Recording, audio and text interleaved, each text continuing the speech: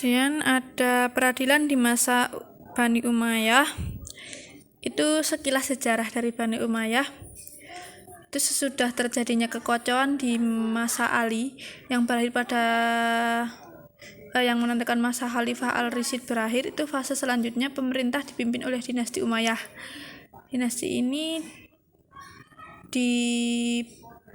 beribu kota di Damaskus dengan khalifah pertama yaitu Muawiyah bin Abi Sufyan. Tadi sudah dijelaskan yang pertama, seperti itu yang di atas.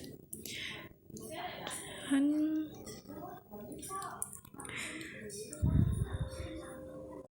selanjutnya itu terdapat dari ciri khas peradilan Islam di masa Bani Umayyah itu pada zaman dinasti Umayyah tersebut itu Al-Qadha dikenal dengan Al-Nizam Al-Qadai atau organisasi kehakiman di mana kekuasaan pengadilan telah dipisahkan dari kekuasaan politik.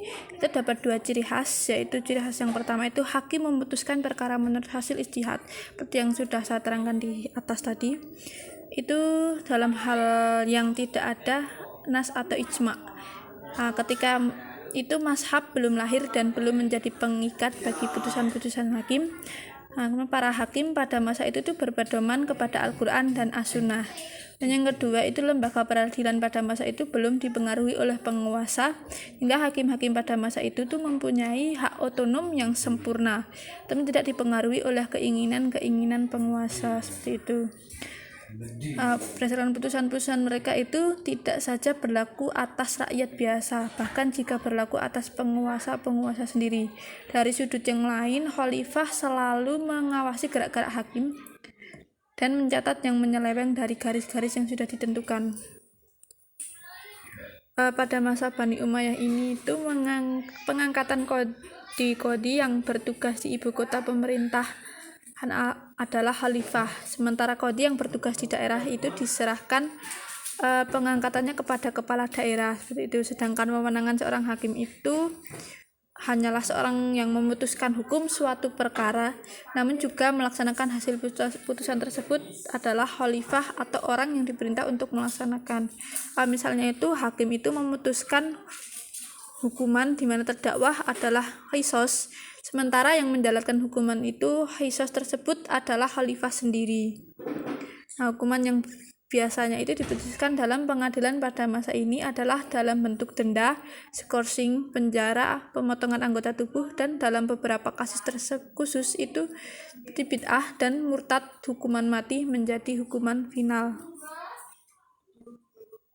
Selanjutnya itu bentuk peradilan itu ada instansi dan tugas kekuasaan kehakiman di masa Bani Umayyah itu dikadarkan menjadi 3 bagian. Yang pertama Al-Qadha, itu tugas kodi dalam menyelesaikan perkara-perkara yang berhubungan dengan agama.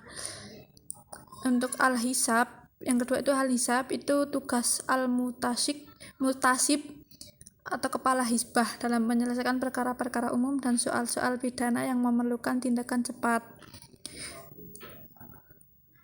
Selain Al-Mutasib itu juga bertindak sebagai pengawas perdagangan dan pasar yang memeriksa takaran dan timbangan serta ikut mengawasi kasus-kasus perjudian, seks amoral dan busana yang tidak layak di depan umum.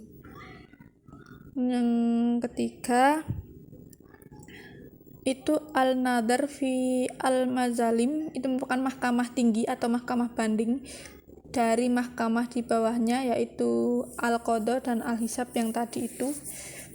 Jadi itu mahkamah yang tinggi atau mahkamah banding. Lembaga ini tuh mengadili para hakim dan pembesar negara yang berbuat salah. Dalam pengadilan kategori ini dalam melakukan sidangnya langsung di bawah kepemimpinan khalifah seperti itu.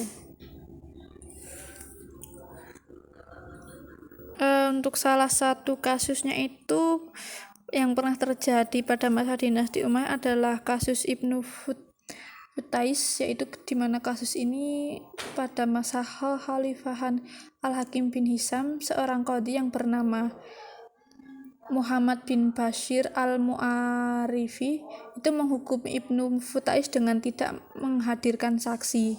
Pada Ibnu Futais tersebut itu ketika berperangkat wazir atau menteri itu karena tidak menerima putusan tersebut, Ibnu Watis naik banding atau mengajukan perkaranya ini kepada khalifah dengan alasan dia telah dianiaya.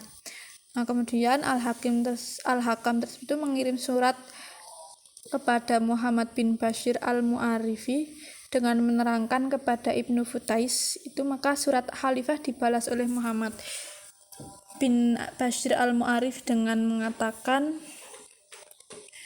Ibnu Futais tidak mengetahui siapa-siapa yang menjadi saksi atau kasusnya, karena jika dia tahu siapa yang menjadi saksinya maka dia akan menjadi saksi tersebut dan tidak segan-segan menyakitinya. Seperti itu.